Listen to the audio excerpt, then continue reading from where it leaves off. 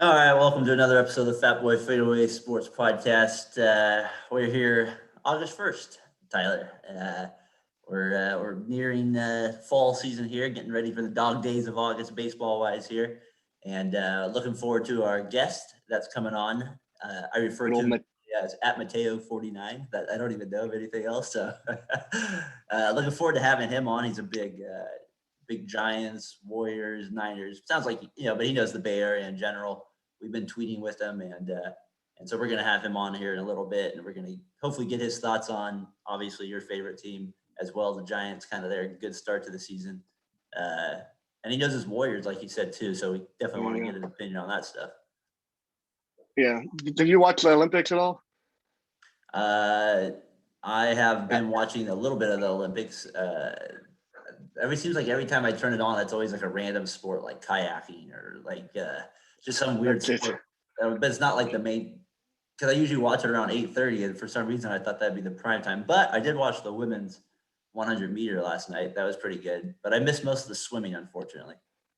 Yeah, this Katie Ledecky girl is just spectacular. She might be the best athlete at one individual thing, like Steph Curry shooting or her swimming in the 800 meters Now, freestyle.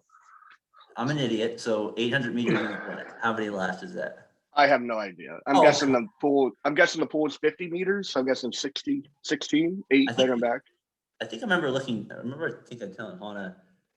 I think she looked it up, and I think like a pool is like 54 yards or something crazy like that. Yeah, so it's 50 meters probably. Yeah, so she probably does a lot of it. Well, 16. Yeah, it says like the 24 fastest times in the world. It's yeah, so she ridiculous. just dominates that category the whole Yeah, time. she wins by like almost the whole lap. Have you been able to watch it, or you just saw the stat? I just saw the stat, and I've watched her swim. Like, this is her third gold in a row in that event. So it's just The swimming's keeps definitely a lot. going. The swimming's definitely a lot better. I don't watch it all at all unless it's the Olympics. Let's just be real. But I do Yeah. kind of miss the fans being there with that sport because it is like a closed environment usually, so it gets pretty loud for like the big events and stuff like that. So that part of it I do kind of miss a little bit was the crowd for some of that stuff. What do you think of the Simone Biles part of this thing? That's been the biggest story, right? Like coming out of the Olympics.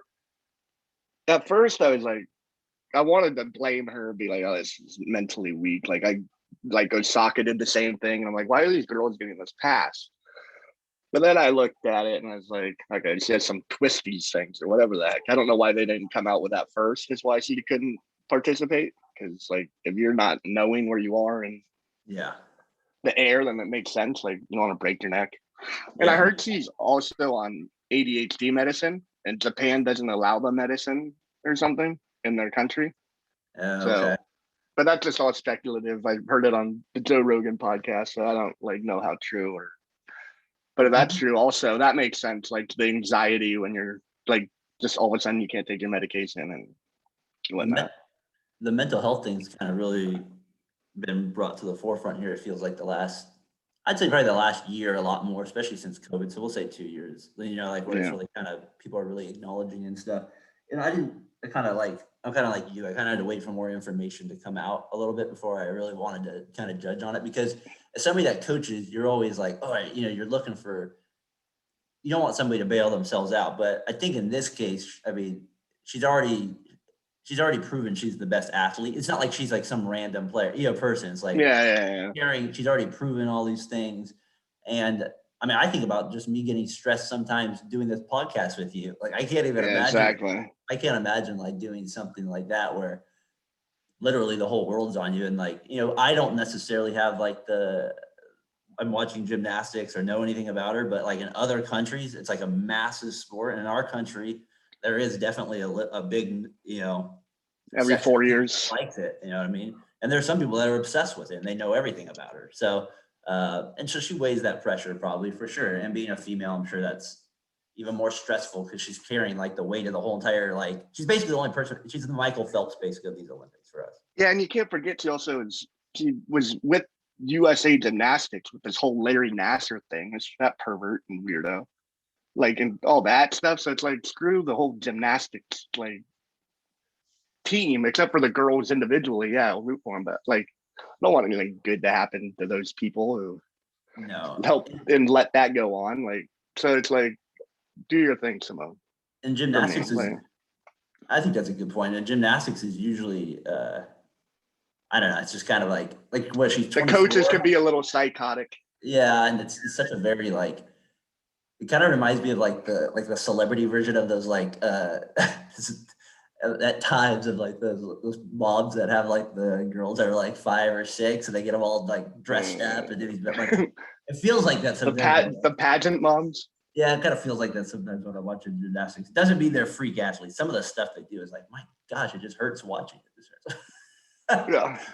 So whenever you can jump in the air and lift your legs like this and then go down and do a split at the same time, I mean, game over. Like it's like, I'm not ever. Especially as a guy, just like, it's just like hard to watch. I don't move that way.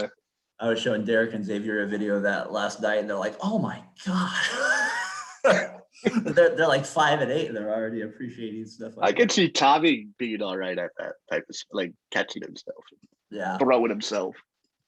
But to kind of put a little bow on this mental health thing, I guess it is definitely something we have to be a little bit more aware about, especially for like professional athletes, and especially for ones that are as great as her. Yeah, I think it's a little different. Yeah. Like, if we're talking like, maybe my student in 7th grade that doesn't want to run the mile, that's maybe not that's not maybe a mental health. You know what I mean? I think we got to be able to do the difference there and be smart about it. And I don't know. There's a lot more pressure on these athletes, I feel, nowadays than there ever was in the guys that are 90s. Different type of pressure, anyway. Definitely more exposure, and just you have to do more and be expected to do more. Got to be on your game a little bit more for sure.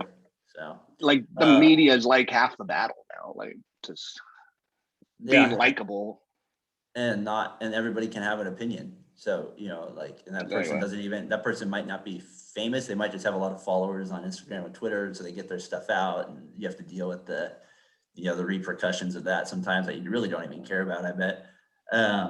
But anyways, I guess we got Mateo coming on here in just a minute.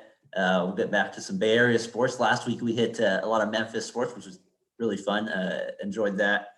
Appreciate everybody watching that. We got over 100 views. You texted me yesterday. Yeah, in 1 week. Thank you. Yeah, so I guess turned out to be pretty good then. So that was now hit the subscribe button when you're watching. Yeah, that'd be nice. The subscribe button is nice too. I don't know. I always just subscribe to people. That's kind of just my thing. So but it is what it is. So let's take a break real quick, and we'll be back with some Bay Area sports talk here. I'm excited. All right, we'll be back. All right, we're back on the Fatboy FadeAway Sports Podcast. As you can see, we got a special guest with us. I always refer to him as @Mateo49, so that the Twitter handle there. So appreciate you joining us this morning, man, on the podcast. Looking forward to getting some of your takes on the Bay Area teams and just getting your thoughts on them. You always have good takes on them, so looking forward to it. Thank you. I'm glad to be here. Well, let me start with this. You went to just to kind of get a little background. Did you go to Santa Rosa High School? That was my understanding. Yep, Santa Rosa High with Tyler. And that's where you met this the animal above us here, Tyler over there. And then, so did you guys graduate the same class? 05, yeah. Okay, 05. I know. I turned 37 this Sunday. I'm like, crap, I'm getting old. The farther I get away, from the graduating class, it is. Are you born and raised here in Santa Rosa as well, or? Yeah, born and raised. Okay, nice. So I saw on Twitter, what was it, last week? I think you you made it finally over to a Giants game. Oh yeah, it was awesome. It was cool to be out at the park, especially considering everything that's happened the last year. To like go and sit and listen to a crowd, you kind of took it for granted. The results of the game didn't turn out the way I wanted it to, but it was just an enjoyable day. And the ferry made some changes. Yeah, there's no booze. There's a lot of unhappy people. We were not pleased on the ride over for them to take away booze. Like that's the thing with the ferry, right? Yeah, like get a little liquored up. Yeah, and we're on the website and we're looking and it doesn't say anything about it. So it's like, do we go and get a refund? Do we be that group of guys. So That's man, funny. it's still $15 for a beer at a game too. Yeah, So, man, well, it's better than $50 for parking too. Then, if you would have doubled yeah, up. that's true. So we drank the parking ticket There basically. you go. That's the way to do it right there. Was there any differences at the game? I haven't been at one yet. Did they like, or is it fully? Did it feel like a normal game again? Like It really did. It felt like a normal game. I would say if we went this week after everything with all the news, it might have been different. We might have seen more people in masks, but it really felt like just a normal day, back to normal. I haven't been at a game yet with the net. Did you notice any difference there? I said that to a buddy. That was the first game I've been to with the net too, and we were looking over and never really bothered us. The only part that you kind of notice is the beam that's in the middle, where they have the beam to hold it up. Then that's the only time, but no, it really wasn't that bad. They don't stretch it all the way to the foul pole there, do they? Oof. It's not stretched. No, I don't think they do. Okay, I wasn't sure how. I know the White Sox, I think, did something like that, right? I think it stops at the bullpen. Okay. Bullpen. That sounds about right. That's where I notice it on TV, at least. Like, yeah, it's further when you're sitting there. It's a lot further than you think. Yeah, I'm going to be going to an A's White Sox game in September, so I don't know. In the back of my head, I'm like, it's going to be kind of interesting to see that net, but I'm sure I'll get used to it as it goes on. The Giants. At the beginning of the year, you felt pretty confident in the team. I'm sure they've exceeded your expectations, though, to this point. 65 and I think 39. They have the best record in the league. And then they just make a really good trade and get Chris Bryant. Don't even have to give up any top prospects in that trade as well. Just give me your quick thoughts, overall thoughts on the season so far, and just kind of where you see them at this point in the season. I mean, it's hard. I really don't have much complaints about it. You said it best. They exceeded expectations. For them to, especially Lamont Wade Jr. I mean, that's the one me and Tyler are always talking about on Twitter. For him to turn into a guy that's going to hit 20 home runs is crazy to me. And that's not even like the best story. I mean, Gosman, until the last 3 starts, was putting together a Cy Young season, at least a contender. Kapler's shown, even though he has his moments, he's shown to be a competent manager and he has a thought process to it. And then I think Farhan kind of showed it 2 days ago. Just being patient, and at the end coming through and getting a guy like Chris Bryant, a former MVP, and getting him pretty cheap too. So I'm stoked. I've enjoyed it. I like to ask the hard-hitting question. Do you think Gabe Kapler could beat up any manager in the MLB? He would be up there, right? I think he's got it. Because the first thought I jumped to is like, okay, could he take Dan Campbell from the Lions? So I think that right there is enough to at least put him in the top 3. Because I'm already looking at NFL coaches that he can go after. He definitely could outrun Dan Campbell. We know that. That one's for sure.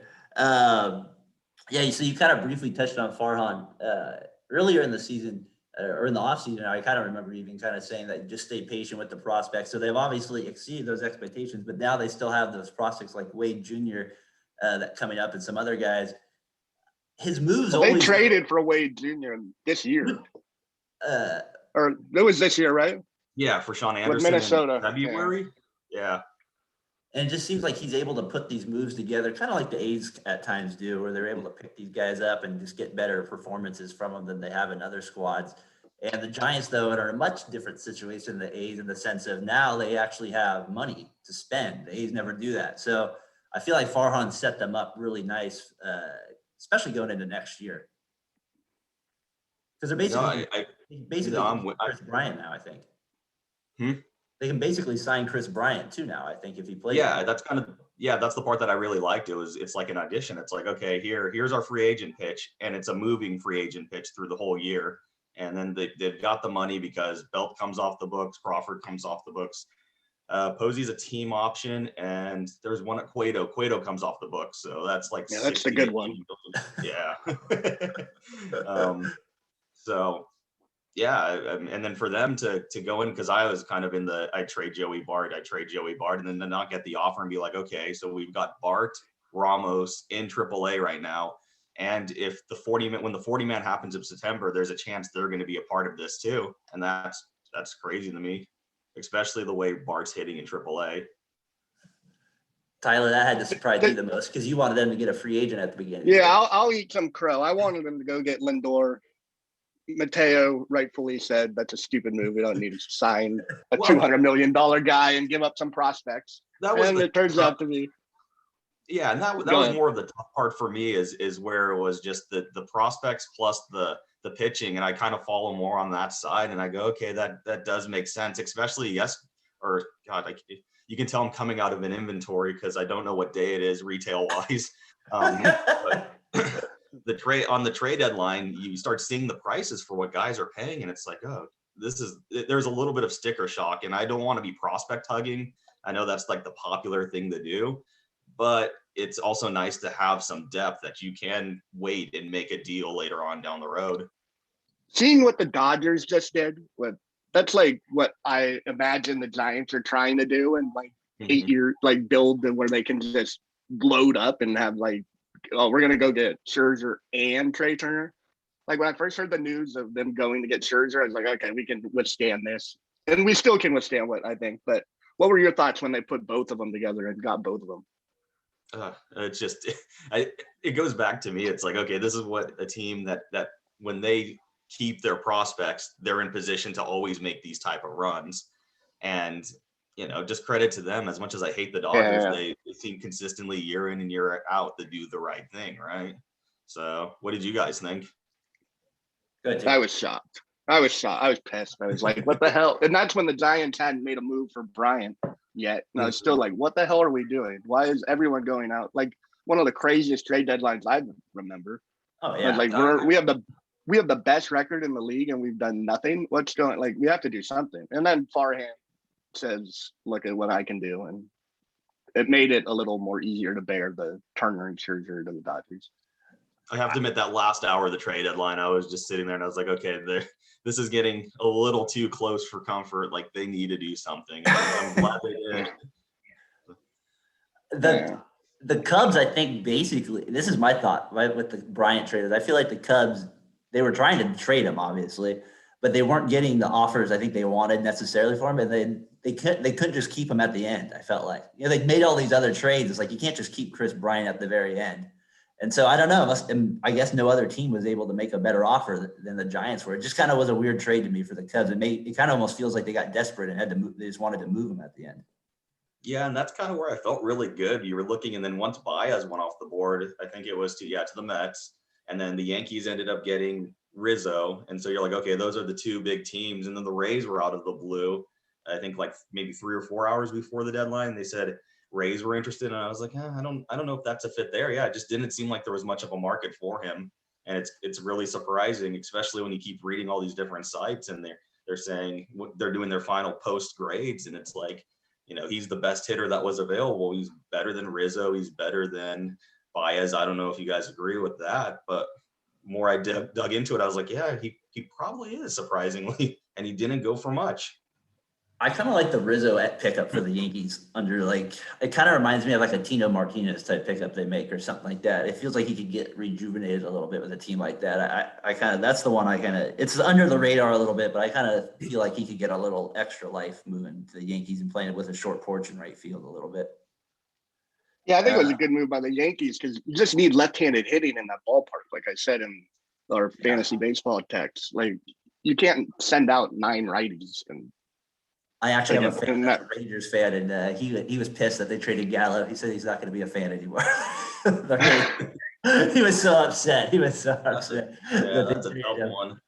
He was so upset. Hey, let me get back to the Giants real quick. This is for both you guys. Obviously, I'm more of an A's fan, but I'm still looking at it from trying to look at it from a Giants perspective here. I would be still a little bit worried in the starting pitching and in the bullpen. Like, I know they're not horrible. They actually might have the best ERA in there, but I kind of just feel like I'm kind of more when it comes postseason time, what can you have? And I know Gosman's got pretty good stuff. I don't know. That'd be where I'd be a little nervous, especially that back end of the bullpen. Like, it's not like a shut down guy where you're like game over, 8th or 9th inning there. As good as they've been, Rogers doesn't have quite the strikeout stuff that sometimes you need in the playoffs and stuff like that. So where do you guys feel with that? That's where I'd be a little nervous. Go ahead. It reminds me of that. I'll go. It reminds me of the A's, like you said, a couple years ago, or the Sonny Gray A's, where they had one like pitcher with good stuff, and the rest were just guys who threw strikes, didn't walk guys, got like outs. But it wasn't like the Lincecum or the Bumgarner or the Canes in the playoffs where it was like overpowering. And so it's kind of worrisome. We'll see how it plays out. Playoff baseball is just anything can happen. So just hope for the best. And your bullpen was unreal then. And that's true too. Well, our bullpen, I looked at the numbers. I was like, holy smokes, this bullpen has unreal numbers. Like, I always rip on them. And I think it's just because they don't have that like nasty, filthy K-Rod or like guy like that come up. And I think the last year and a half has kind of justified that too. They blew multiple games, and granted, they did a lot to overhaul the bullpen, but the way it was managed and the way some of those guys that were there, it's hard not to be like, okay, this seems like a consistent problem. It's definitely stabilized the last 2 months. I kind of think they're a little too left-handed in the bullpen. That's the part that kind of worries me, is who's the right-handed guy. And when they made the deal for Watson, and I haven't done enough to look at his splits, but I remember his time at the Giants is he could pitch to both sides of the plate, and the averages were about the same. I just don't think they really have that right-handed guy if they're in trouble to get them out of situations. And then I was kind of hoping because they kept talking starter, and once that market dried up, I was hoping that would lead to maybe Webb being moved to the bullpen because of how many innings he's pitched. I mean, he's probably not going to make it out of the year as a starter.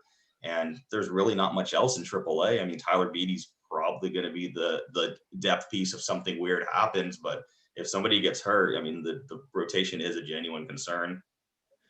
Yeah, and then obviously Gosman struggled a little bit the last few. He just can't beat. Is it him? No, he can't beat the Dodgers. Or is the other guy that can't beat the Dodgers? Disco. Yeah, he can't beat it. So he's been great. Disco. I really hope the Giants and Dodgers finally play in the postseason. I do and I don't. You never want. It's like your team being in the Super Bowl because you never want to be on the other side of it. Yeah. But I do agree. I mean, if it ended up being Padres, Dodgers, Padres, Giants for the wild card game, and then it goes to the playoff game being any of those three, it would be incredible. That'd be an awesome matchup. I mean, the NOS is just stacked this year, so if they can get any matchups between the two of those teams, it'd be pretty awesome. No, it's really top heavy. The bottom part of the NOS is really shitty. That's why I have shitty. That's why I have 6 Dodgers on my fantasy baseball team. I'm banking on that last month against the Diamondbacks and the Rockies. That's why I'm banking on them a lot. All right. Well, before we move to the NBA here, just give me. I got 2 more questions on MLB real quick. The Astros, to me, look, their offense is just loaded. I mean, it's unreal. It's got to be one of the best lineups. I mean, in the last 5-10 years, right? I mean, they are just top. The first 6 guys are legit hitters. Like, there's no weakness in their game. I mean, they have moments, but I don't know. It's scary. It's a pretty scary lineup there. And the way they just overhauled their bullpen too. That team, I expect them to come out of the AL now. And they don't even have Bregman right now. Yeah, that's a dirty lineup. Altuve is just killing the Giants on the other night. He just killed them. Man, they're all chanting at him, and he's still a great bat, even with all the allegations. I guess they're not allegations since he cheated, but but he's doing it. I mean, now it's like he's still a damn good hitter, and the power is incredible. He made our ballpark look small. And they don't even have Bregman in right now. I mean, so like they're going to get even deeper, and like I just feel like Alvarez is just a no doubt MVP at some point in the next 5 years. So. Yeah, they got such a scary lineup. It's going to be ridiculous. Who's the MVP in the NL, though? The AL is pretty obvious. I think it's Ohtani, but in the NL, who is it? I was going to ask you guys. Any thought on that one? See, I mean, I thought it was going to be DeGrom for a while, but then he got hurt. That was the first name that jumped. Giants really don't have a strong guy. It seems like it's more, collaborative effort. If Posey played more, he might get in there just a couple of votes. Dodgers like really don't have any. God, Tatis, and then he gets hurt. Yeah. No, I'm kind of stumped on that. I think out of the NL, there isn't, because the 3 teams that are at the top. If Joey Votto hits a home run every game the rest of the year. Maybe it would be Joey Votto just because he hits 15 home runs in a row. Yeah, no, that's a great question. That's one I've never really seen it like that where that many teams. God, I can't think of a name. The injuries have played a factor in that one for sure. So I'm curious to see how that ends up here towards the end of the year. They may just vote whoever's the best raw numbers. Tatis would have been the front runner if they got that wild card spot the way he's hitting. Yeah. But I mean, if he has to have surgery, that he's done for the year.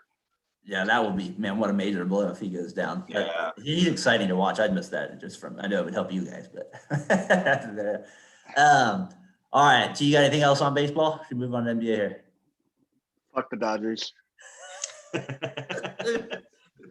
second that. Oh, well said. All right, let's take just a quick break here. We'll be right back with the NBA. All right, we're back with Mateo. Gonna get into the NBA a little bit here. I don't know why I always when we first started tweeting and stuff like this, the first thing that came to my mind after tweeting you a little bit was you're very articulate with the way you describe your Warriors thoughts. Everything else too, but your Warriors thoughts, I always like how you're able to put them in to write them very well. So you explain it very well. So I always find them very interesting. But let's start with the draft and the Warriors a little bit. What did you think of the draft overall? They get Jonathan Kuminga and they get Moody. Am I saying that right? Kendrick Perkins? No, I'm just kidding. I don't know if you guys saw that video or not that went viral on Perkins trying to say Moses Moody, but it was pretty funny. So what do you think of the Warriors draft overall? They ended up not making any trades. Give me your thoughts, Mateo, on the picks. You know, I really ended up being, once they got Kuminga, that was pretty much the guy that I was okay with. I know it doesn't help them in the long run. I was waiting to see what they did with 14. And once Moody got there, I was like, okay, I felt they did a really great job. I get the frustration because you've got 3 guys that are Hall of Famers and you need to do what you have to do to support them. But I just don't know what's out there. The more that I kept looking at trades and looking at rosters, not much made sense. And so I think they had to do what was best for the organization and take some talented guys. And I think the part with Kuminga is what stops them from, like, he goes to the G League for a couple months. He gets up, let's say December, January, and then he plays with the second unit. And if he plays good, you have a trade asset heading into the deadline. I mean, maybe that's a optimistic approach. But I felt this was the best case for them right now. Tyler? Kuminga. I just don't like having this rebuilding process while we still have our 3 stars. I don't see how but if they make trades at the deadline and use the pieces to acquire things later, like that's why they took Kuminga, I imagine, because I can't imagine him doing much for this roster this year. He's not very, according to his his weaknesses are basically anything on offense, and his strengths are just, and he's going to be 18, 19, and so he's going to go up against grown men. So I don't know how well he'll play defense in his first year. The Moody pick I loved. At 14, just a steal, I believe. I'm expecting. He can shoot. He's still young also, but at least he has that one skill where he might be able to contribute this year. I never saw it maybe I missed on your Twitter feed. Who did you want at 7? I didn't really. Not at 7. The Kings took him way too early. I was like, what the hell are the Kings doing? I wanted him not with Fox and Heat. I guess they traded Heat. Or they're about to trade Heat. Did they get rid of Heat? They were the worst defensive efficient team in the last 10 years. It wasn't a bad. They were pathetic that defense. I wanted Mitchell. I don't know who I wanted at 7 really though. I didn't really have a. That's why I think it was a good pick.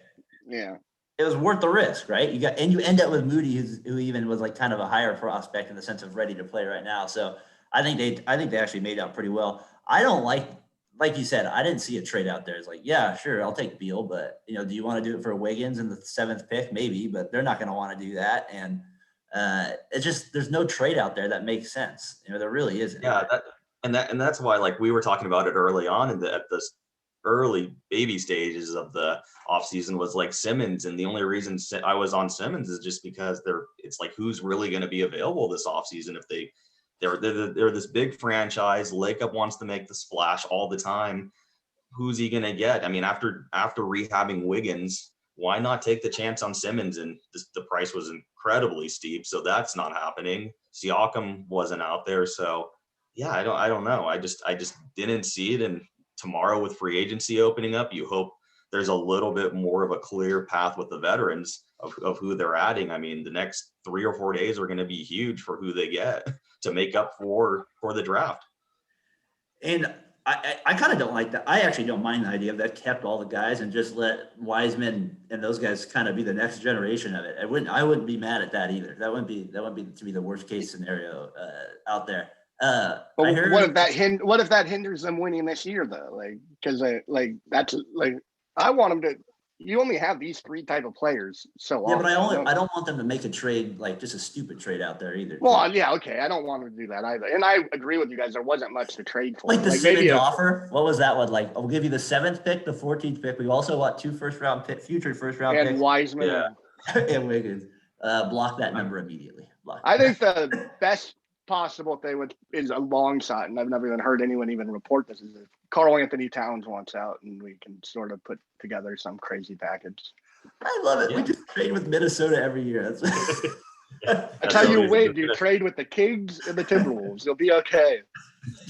With those 2 franchises, and you'll make it out all right. Hey, you brought up. Hold on. You brought up Lacob. I read this athletic piece on Lacob that kind of scared me a little bit. I was like, what is this? Jerry Jones 2.0, like in the draft, like having an opinion and sway. I mean, it's much better than their former owners who were just god awful. Mm-hmm. And Lacob will spend the cash. But what do you think of? Did you read that article at all? Yeah, I read it. It seemed like a huge, kind of like an ego check. I mean, for him to do the whole, like, I knew who OKC was going to draft. Not many people thought it was Giddey. I knew it was Giddey. Like, it seemed very unnecessary with a lot of the stuff that he was saying. And he was a guy that went in early on in the offseason with the whole, we're sticking with Wiseman. We made this pick, and you kind of hope, is he doing the right thing, or is it because that he was involved in the process and he thinks this guy is good that, okay, we've got to stick this course? I don't know. It is a bit worrisome though, because you're wondering when does, especially with Curry, with Clay, with Green, all wanting to have say, when does it kind of come back to bite him if you're not doing what they want? I mean, this is a player's league. Yeah, exactly. And with the previous statement of we're 1,000 light years ahead of everybody, he seems a little egotistical, like you said. Well, it is. I mean, Kuminga and Moody isn't light years. Like, as much as I like the pick, that isn't. You're not being that forward thinking in terms of what you're doing to revolutionize the league. I mean, I think he'll be a kind of a scarier owner once, like, the Curry Thompsons are gone. Like, once the players that are so good that they overshadow some of his stupidness, I think that's where maybe like the Cowboys, once they lost their best players, then you kind of see what happened. You know what I mean? Like, they lost the guys that they were so good, they were kind of able to overcome his ego. That's where I've been as a Warriors fan. You end up with the Quincy Carters of the world. The Corey Maggettys of the world. You stop that right now. You shut up right now. I think for him, like, he'll always be, once we get past this era, he'll be involved for max players, which is cool. It's just, will he do the right thing, or will he be impulsive? I don't know. This is all going to be a good little stress test for the organization. Last year was a really good test, and then now this is a bigger one of, okay, now Clay's back. You've got to figure it out. You've got to be in contention. You've got to make sure you're doing the right things to take care of these guys. I kind of heard Kevin Love possibly on the news as the Warriors. If the Cavs ever buy him out, I would love that fit now. That would be a great fit. So if I get Kevin Love, and I also think Avery Bradley would be a good fit for the Warriors at the kind of like a backup 2 guard or something like that, maybe bring a little defense. That's who I would, if they could get Kevin Love, that would be, to me, ideal fit for this team. Yeah, if he's considering, I hope he's in shape. If he's not in shape for Team USA, I mean, but I do like the fit, because you've got to take chances on that bet market of, hopefully you can get a guy and he's rejuvenated coming to this team. Bradley's a guy too. I'd love for them to end up with they need another defender to take the pressure off of Clay. Just depth, you know what I mean? Just more depth. And I like Love's ability to shoot. And I just feel like sometimes you can get remotivated for a little run there. So a little Blake Griffin effect. Little Blake Griffin effect there. I would just take a chance on that for sure. And he's playing with Curry and Thompson. I mean, that's got to help. So, and It'd Green. it'd be kind of fun to see if they can finish with the lineup of Love, Dre, if Love is playing well, Wiggins, Clay, and Steph. I mean, that sounds like a fun closing five. I don't know if Kevin's going to play enough defense or if people would rather have Wiseman in there, but for the short term, that seems like a pretty good lineup. What did you think of the Westbrook trade? Oh, I hated it. We're talking. The Dodgers did the right thing, and then the Lakers did the wrong thing. I just don't see it with Westbrook. He stops the ball. He doesn't play defense. He can't shoot, and that's your last real big bullet besides the mid-level exception. I didn't like it at all. What did you guys think? I kind of would have liked the fit. I think if Healed with them more. Mm-hmm. They had a trade offer. Sacramento had a deal, I guess. It sounded like the Lakers had two choices, basically. They did the Westbrook deal, but they also had a deal with, it sounds like Sacramento, basically, where they were giving up Harrell and Kuzma, and they were getting Healed. I think the Kings were also getting their first round pick as well. I think that kind of would have been a better fit with LeBron and AD, is to have somebody like Healed who's more of a shooter. Because I think Westbrook, as much as he'll help with the playmaking part, which the Lakers did need somebody to handle the ball. So from that standpoint, I understand the move. And it'll probably I think it might be a decent regular season move, but we'll see. Can their size overwhelm people, or can they get a shooter at the deadline? Like, does a Redick go there and does he make an impact? I don't know, something like that. That's going to be kind of like the difference with the Lakers. I didn't like the fit's weird, but it's LeBron James and AD. I still feel like they'll figure it out a little bit. I think if LeBron and AD will move to the 5 and the 4, which they both don't want to do, but they might do in the playoffs, and they put some shooters out there, I think it actually is a good fit. But they don't want to go to the 5 and the 4, so I don't know how that all works out and where. Well, they go to that. I love Russell Westbrook lineup at the end of games, though. Oh, you love Westbrook? I liked him a couple of years ago. Now I just see it and I'm like, oh God, this guy is just a black hole. Yeah. I just love his competitiveness and how he is like, I'm not your friend, like, while we're playing. And I just appreciate that like mindset of not laughing. I'm excited for the first LeBron Russ blow up, because it's gonna happen when something goes wrong. I mean, when Russ isn't paying attention or trying to grab his 10th rebound, there's going to be some huge blow up. Or he takes a shot and he shouldn't. And Russ isn't afraid to say F you back. So that's going to be the best part. Like, he's not going to be scared of saying something to him. He'd be like, he thinks he's better than LeBron. So it's just going to be Twitter's going to be great when Russ does something stupid and they lose a game and these LeBron fans just are ripping on him, blaming the whole season on Russ. So I hope the Lakers get what they asked for and they enjoy it. Yeah, I have a feeling that Lakers Warriors will be the first TNT game of the year. That's my guess. I wouldn't be surprised if that's the first game of the primetime year for TNT there. Both teams will be on load management. Yes, both teams will easily be on load management there. You'll probably have both teams sitting out as well. So Warriors. Do you think Clay brings them back then next year? Are they back in the conference finals mix? Is it not that simple? That's where I'm going. I feel that Clay, even though I'm putting it on a guy that's coming off an ACL injury and an Achilles injury, watching the playoffs, that if they just had a little bit more shooting, that they could hang in there at the end. So I'm all in on the Warriors being a contender. Yeah, I think it kind of feels like we have to be. I feel like the last 2.5 years have been kind of weird. Ever since those injuries started in the finals, it's just been kind of a weird little trying to figure out what they're doing. I told Tyler it's kind of been like no other era in Warriors basketball, like where the team is like kind of has a good player, but they're around the 8. Well, they have more than a good player; they have a great player, but they're around the 7 or 8 seed. You know what I mean? Like they've always been just either crappy or they've been one of the better teams. They never really have been mediocre. So it's been kind of weird. I agree with you. No, it's weird. It's weird to go from, they went from the finals and then they had this crappy lottery season. They were a lottery team. Yeah. And then last year they were a mix of 7, 8 seed and lottery team. Yeah, it was every other night. It's been a weird 2 years, and it'd be nice for them to have like meaningful games down the stretch. Who's your favorite Warrior player of all time? or maybe even if it's not Curry, like who's somebody you kind of like? Like I like Jason Richardson. Like he's kind of yeah, Jason Richardson. Yeah, Jason Richardson's always been like my guy. I think it's because he stuck through it. He was always that. He would say he'd be positive. Everything was shit. He signed an extension.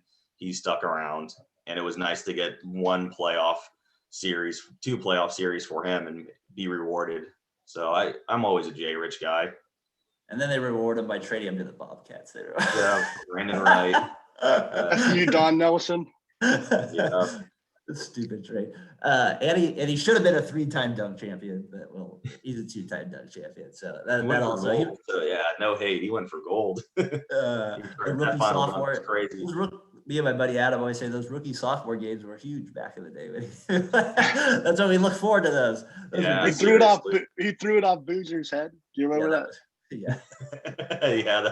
That's a great reference. I do remember that. That was hilarious. All right, before we get out of here, let me just get your quick thoughts on the Niners as well, because obviously the football season is getting ready to start here. Me and Tyler have kind of talked about it briefly. We've gone over the Lance Jimmy G thing a little bit. I haven't really got your thoughts on it. Let me just kind of let me break the question down to you like this. If the Niners start out, let's say 2-2, is Lance get the start, or you think Shanahan's able to stick with Jimmy G? Like, you know what I mean? Like, I feel like there might be that pressure. I felt, and if you asked me a week ago, I'd probably give you a different answer than now. But after yesterday's training camp report of that Lance was looking pretty competent, I have a hard time believing that he's not starting week 1. Call me crazy, but I think he's going to be, they're going to go in as the guy. But if you did ask me a week ago, or let's say Jimmy is the starter. Yeah.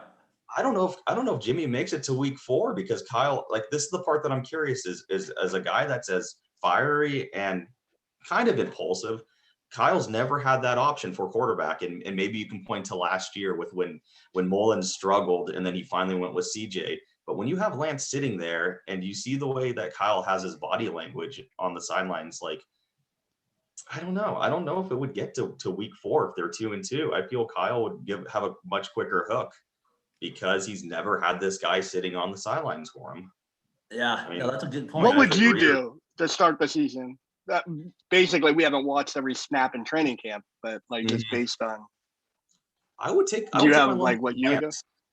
I would go, and now maybe I'm looking at it from like a sunk cost perspective, but like I would just go with Lance. The league is easier as a passing league to bring a guy in. He's done a lot of pro concepts, and at least you have the rushing floor. If they're sincere about wanting 500 rushing attempts, then you can kind of mask a lot of the rookie pains that he's going to go through, because you're going to run the ball. You're going to run the ball multiple times throughout the game.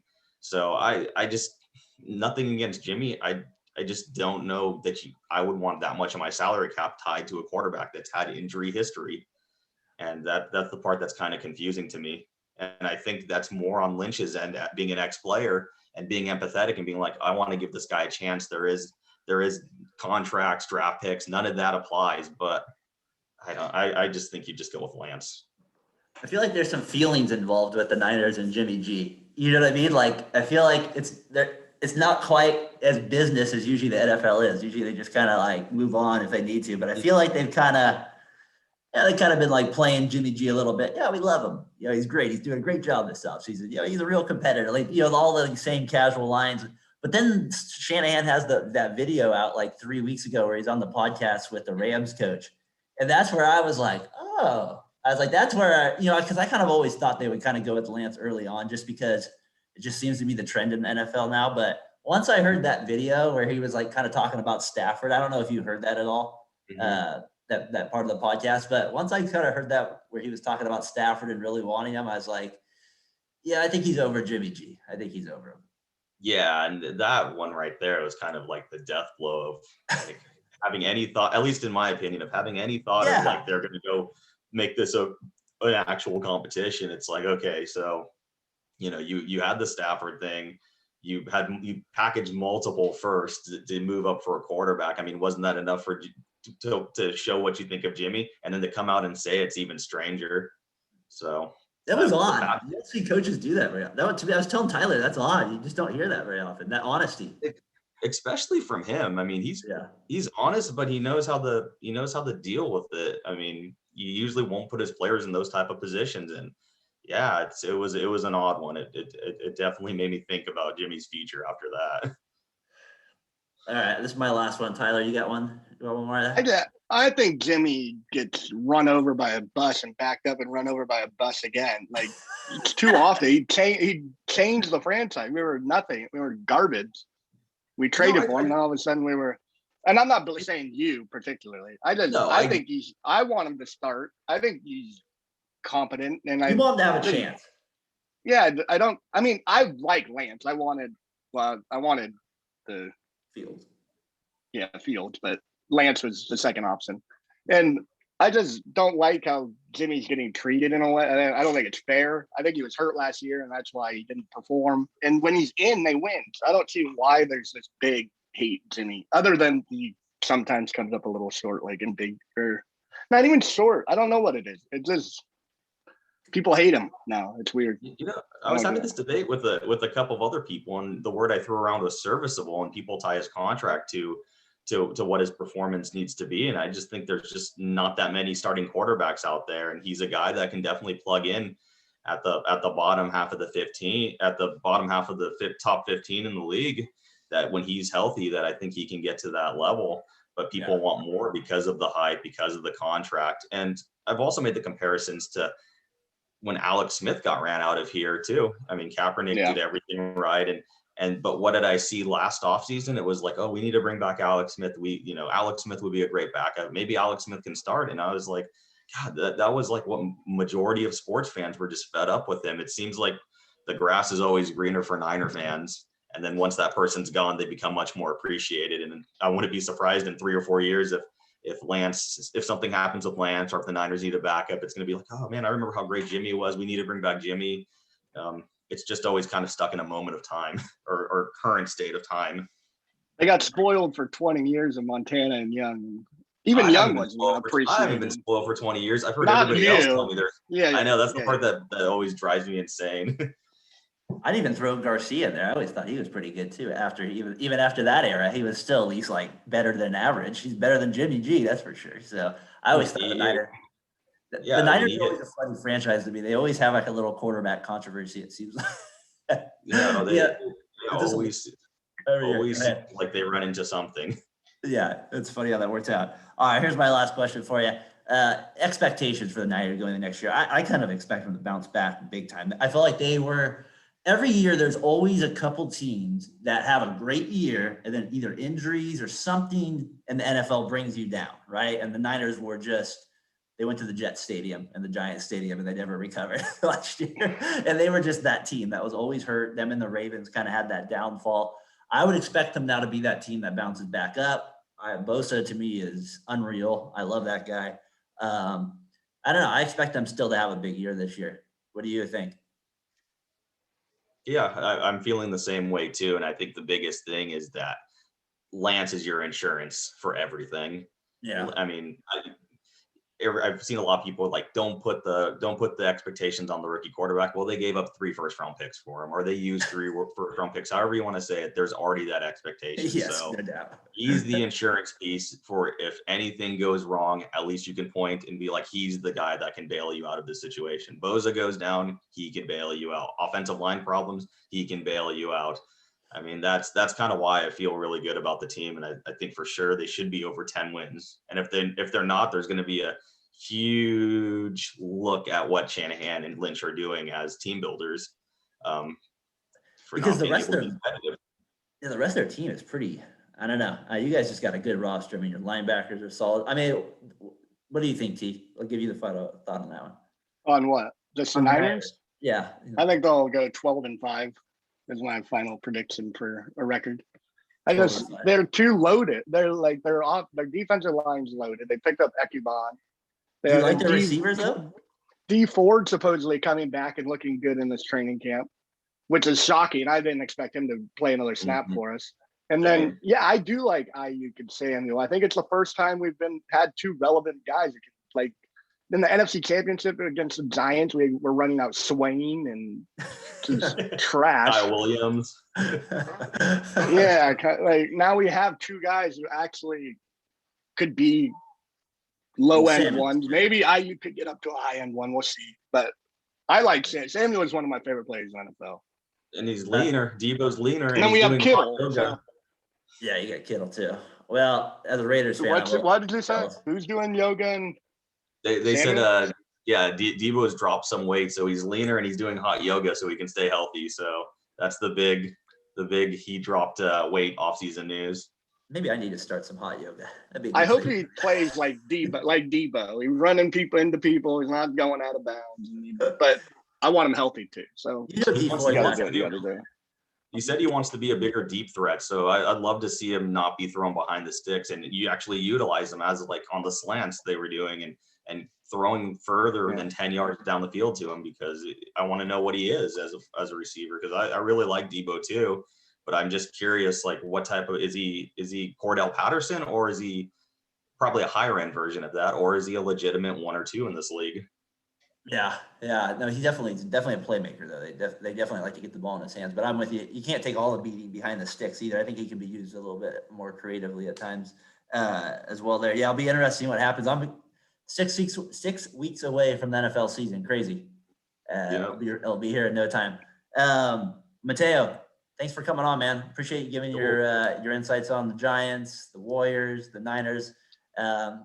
We'll stay away from my East Bay teams. It's not looking good either way right now.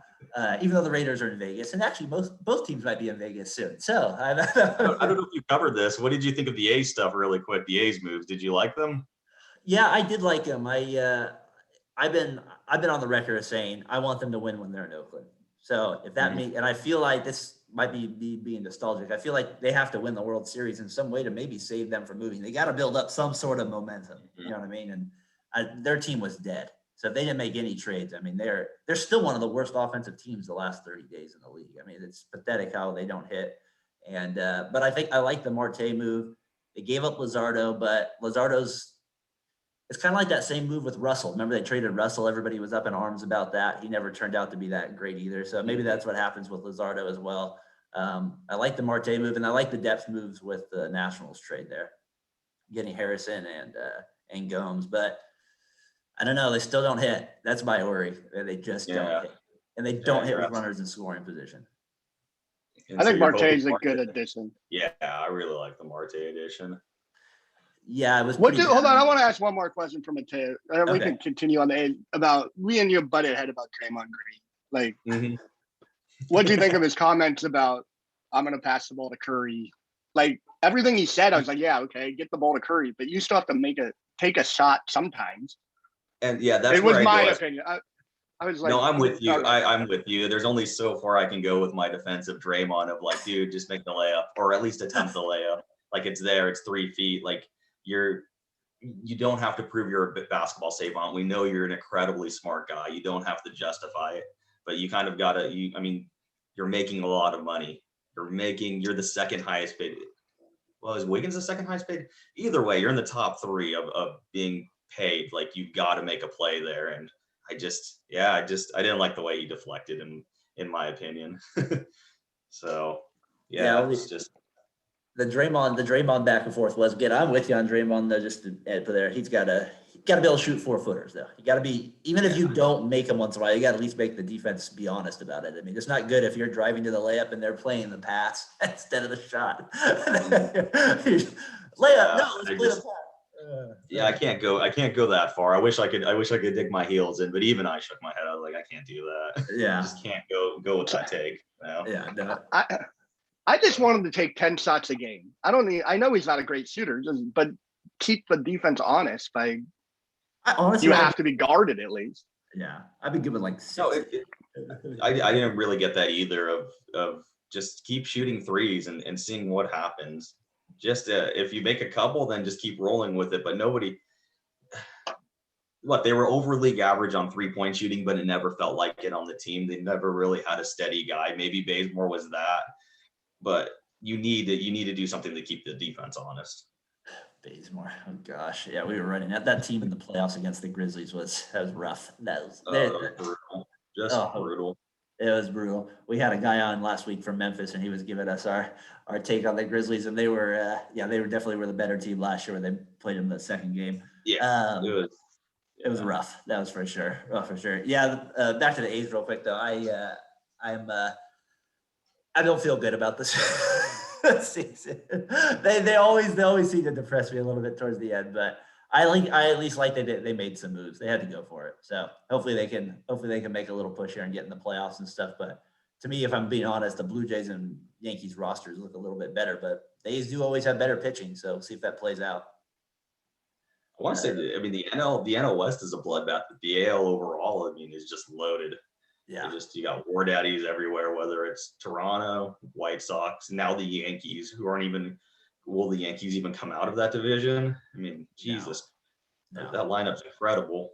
Yeah, no, they're not. They're like 9 games out. That's the crazy thing. I had the Braves and the Yankees as the World Series matchup. That's not looking very good. That was not a good matchup. You might have got a boost if Acuna didn't blow out his ACL. They looked like they were starting to get going. Yeah, no, he's an electric player. Do you have a favorite player in the MLB? Oof, like a guy that isn't a Giant? Yeah. God, probably Ohtani at this point. I love watching Ohtani. He looks like a little leaguer against he's just so tall and he's so massive. Well, I'm always saying that Steph Curry's the Babe Ruth of 3-point shooting and all these things, and then you see Ohtani pitch and then move to the outfield, and you're like, God, that's Babe Ruth. Yeah. No, seeing everything come to life is awesome to me. Yeah, he's pretty electric. I personally like Jacob deGrom when he's in, but Ohtani now he's definitely the best offensive player for sure. And Tatis Jr. is hard not to watch either. Tatis is pretty exciting to watch as well. He's awesome. Well, Mateo, thanks, man. Thanks for coming on. And I know it was a little early for you on this one, but I appreciate you having those cups of coffee. And I know you had a busy workout week. Coffee. Yeah, exactly. I know you had a busy work week. So I just appreciate you taking the time out of your day and joining us and giving your opinion here. And hopefully we can have you on again, maybe at some other time.